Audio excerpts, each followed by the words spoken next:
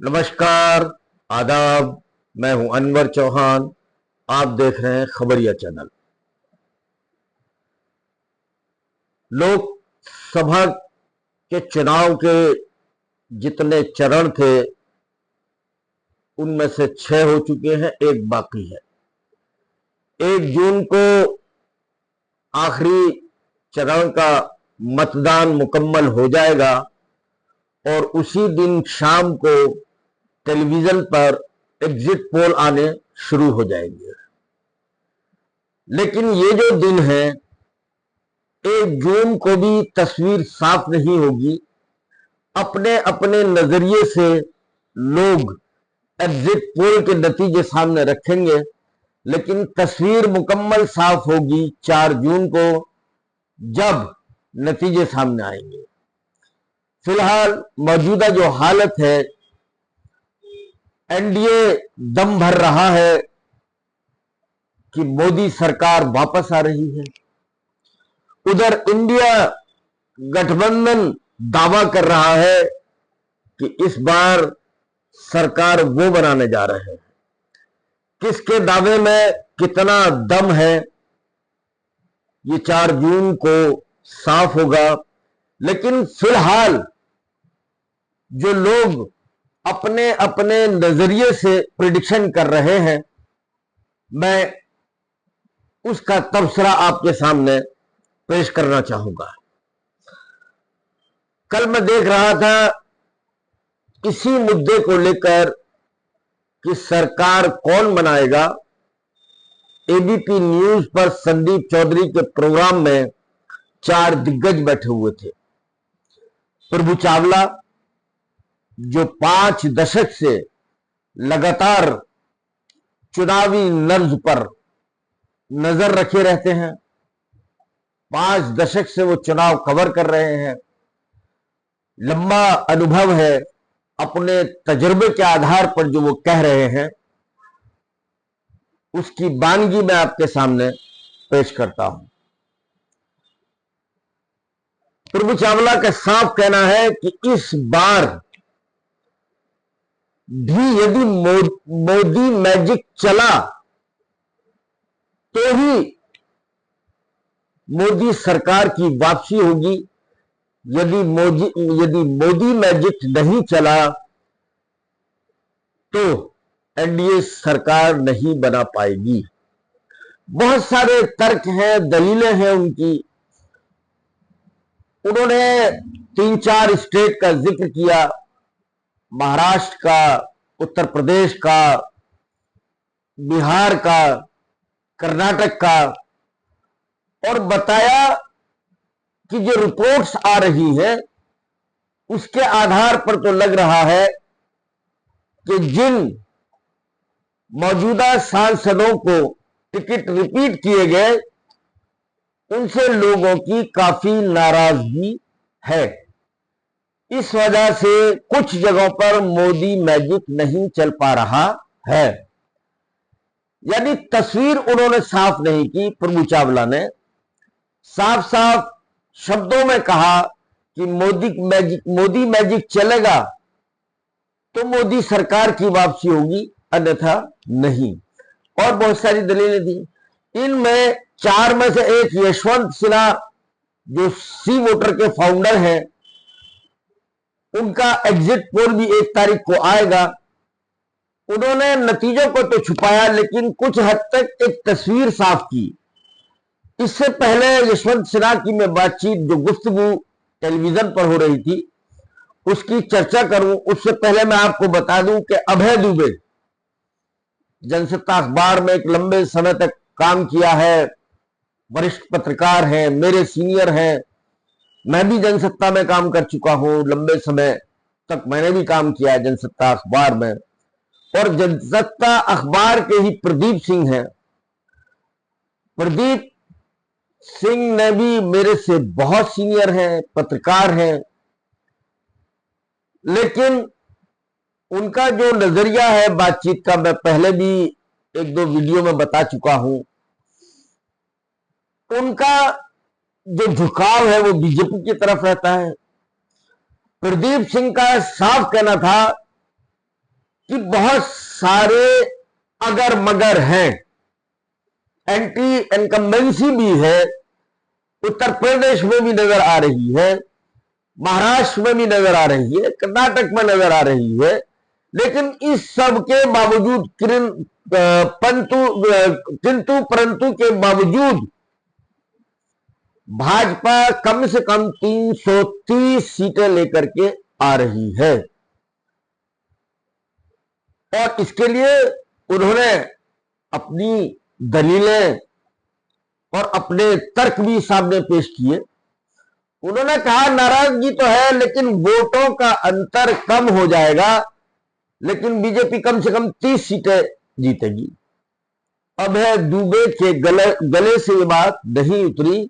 उन्होंने उनका जो तर्क और दलीलें थी, उन्होंने साफ कहा कि इस बार एंटी इनकम्बेंसी है।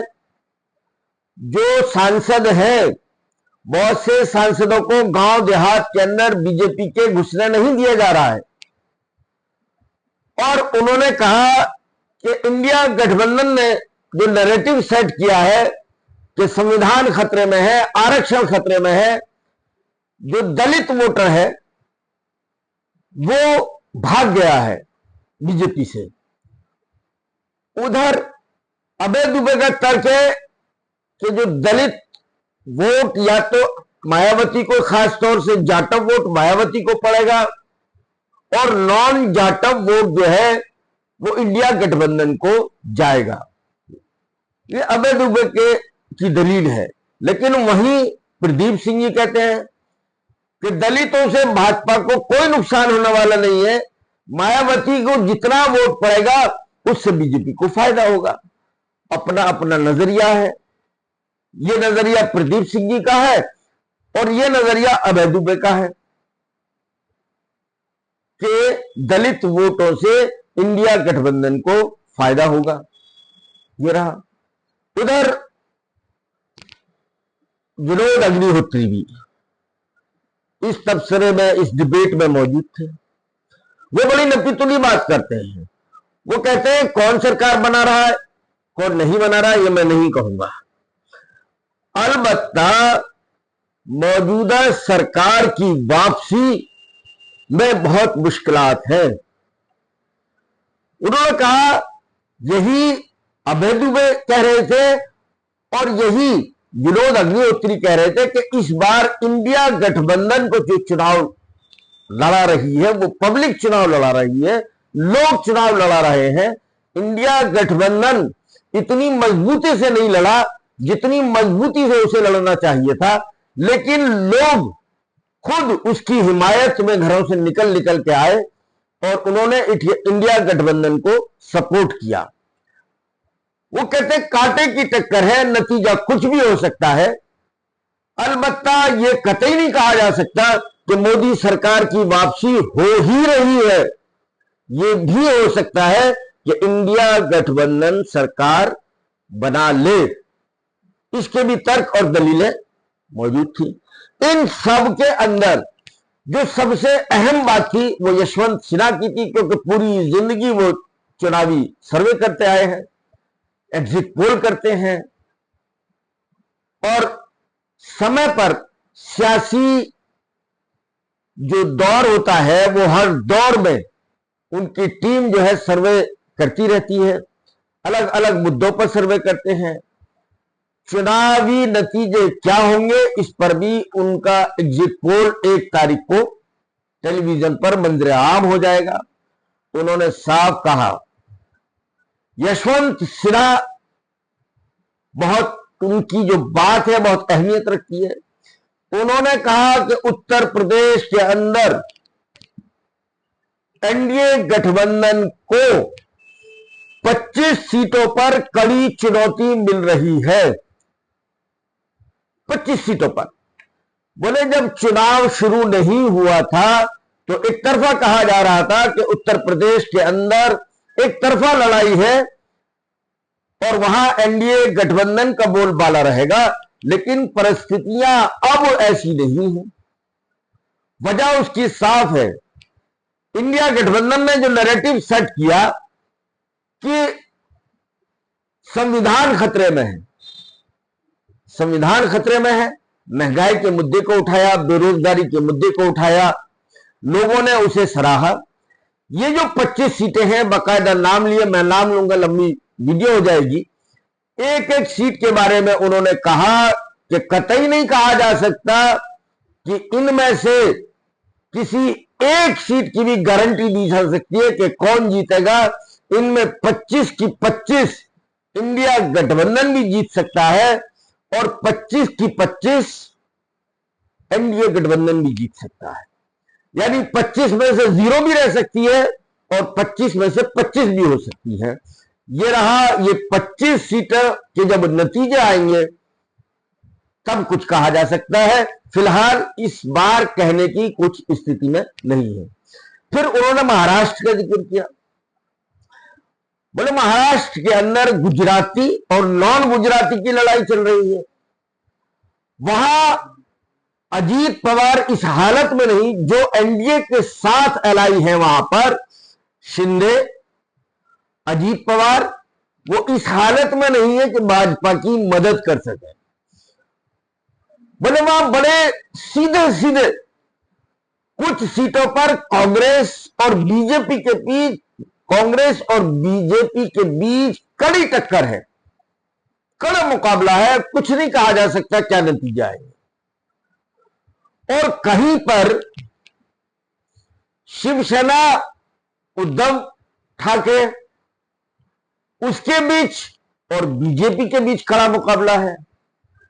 कहीं शरद पवार और बीजेपी के बीच कड़ा मुकाबला है। यानी महाराष्ट्र के अंदर कांटे की लड़ाई है। नतीजे कुछ भी आ सकते हैं, कुछ भी हो सकता है। यही हालत बिहार की भी है। बोले बिहार में जो एनडीए गठबंधन के अलावा मोदी जी के जो सहयोगी हैं, ये 4 सहयोगी है, 4 के अलावा 5वां नहीं है। और इन 4 में से 3 की हालत बेहद नाजुक है। कौन कौन? शिंदे, अजीत पवार, बिहार में नीतीश कुमार, इन तीनों की हालत खस्ता है। इन तीनों से बीजेपी को कोई मदद नहीं मिल पा रही है। यानी सीधा सीधा नुकसान इससे बीजेपी गठबंधन को हो रहा है। चौथा सहयोगी कौन है? चंद्रबाबू नायडू, आंध्र प्रदेश के अंदर। चंद्रबाबू नायडू चुनाव के बाद मोदी जी के साथ रहेंगे या नहीं रहेंगे, इसकी भी कोई गारंटी नहीं है। तो परिस्थितियां बड़ी नाजुक हैं।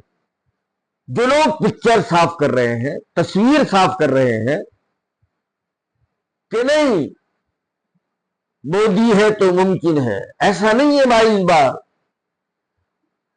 मोदी मैजिक कहीं है तो कहीं नहीं भी है। मोदी मैजिक के सहारे ही पूरी तरीके से भाजपा की नैया है। मोदी मैजिक चला तो भाजपा की नैया पार हो जाएगी, अन्यथा तो नहीं। और इस संभावना से कतई इनकार नहीं किया जा रहा। ना यशवंत सिन्हा ने, यशवंत देशमुख ने इनकार किया, ना अभय दुबे ने इनकार किया, ना विनोद अग्निहोत्री ने इनकार किया कि यह भी मुमकिन है कि इंडिया गठबंधन सरकार में आ जाए, सरकार बनाने की हालत में हो। ये स्थितियां रही इन 4 के बारे में, जो इन 4 का तबसरा था। अब आ जाइए, जिसका नजरिया जैसा है उसने अपनी प्रेडिक्शन ऐसे ही की है। प्रशांत कुमार ने कहा कि बीजेपी 300 से ऊपर सीटें लेकर। प्रशांत कुमार जी के बारे में आप जानते होंगे। प्रशांत कुमार जी पहले चुनावी कारोबार करते थे, यानी पार्टियों को चुनाव लड़वाने का काम करते थे। आजकल उन्होंने अपना एक संगठन बना लिया। फिलहाल तो वो बिहार में काम कर रहे हैं। बिहार में होने वाले चुनाव में शायद उनकी पॉलिटिकल पार्टी का ऐलान हो जाए। उनका मकसद सीधा टारगेट करना है कि किस तरह नीतीश कुमार को नुकसान पहुंचाया जाए। तो प्रशांत कुमार जी का जो बयान आया है वो जगजाहिर आप लोगों ने सभी ने सुना होगा।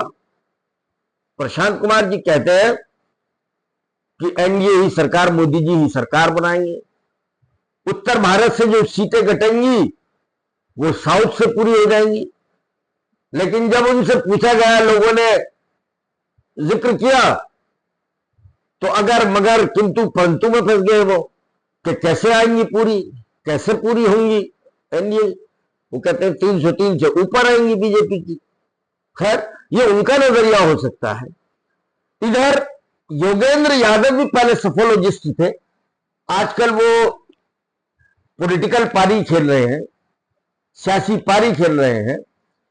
उनका कहना है, उन्होंने दम भरा कि किसी भी हालत में एनडीए सरकार नहीं बना रहा है, इंडिया गठबंधन सरकार में आ रहा है। इसके पीछे की दलीलें भी उनके पास मौजूद थी, तर्क भी मौजूद थे।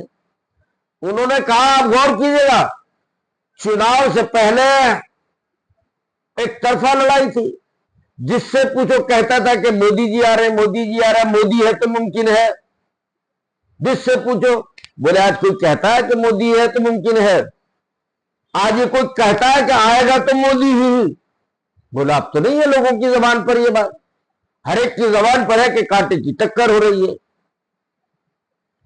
हरियाणा है, कुछ लोगों का कहना है कि कांटे की मुकाबला हो रहा है, कुछ का कहना है कि बीजेपी का सुपड़ा साफ हो गया, हरियाणा में एक भी सीट मिलने नहीं जा रही। तो भाई किसकी दलीलों पर, किसके तर्कों पर यकीन किया जाए, कुछ कहना मुश्किल है। मैंने बताया ना, जिसका जैसा नजरिया है वो अपनी राय रख रहा है, उसके खुद के विचार हो सकते हैं, जैसे प्रदीप सिंह जी के। कोई मानने को, कोई जो इसके सियासी पंडित है, कोई नहीं मान रहा कि बीजेपी की 330 सीट आएंगी, लेकिन प्रदीप जी कहते हैं कि 330 सीट आएंगी। खैर, हम बैठेंगे, जरूर बैठेंगे और तबसरा करेंगे प्रदीप सिंह जी पर भी और बाकी लोगों की बात पर भी 4 तारीख के बाद। लेकिन फिलहाल मैं एक बात, चारों लोगों की बातचीत और प्रशांत किशोर को भी जोड़ लूं, अगर यदि योगेंद्र यादव को भी जोड़ लूं, तो 6 लोगों की बातचीत के नतीजे से इस बात पर पहुंचा हूं कि यदि मोदी का जादू चला तो ही एनडीए सरकार में वापसी कर रही है, अन्यथा तो नहीं। और अगर संविधान खतरे में है, आरक्षण खतरे में है, महंगाई है, बेरोजगारी है, अगर इन मुद्दों ने काम किया तो यकीनन इंडिया गठबंधन की ही सरकार बनने जा रही है। आज के लिए सिर्फ इतना ही। और भाई, अगर मेरी ये वीडियो आपको पसंद आई हो तो इसको सब्सक्राइब जरूर कर दें। यदि आप सब्सक्राइब करेंगे मेरा हौसला बढ़ेगा और मैं इसी जोश खरोश के साथ आपके साथ नई नई वीडियो के साथ हाजिर होता रहूंगा। जय हिंद, जय भारत।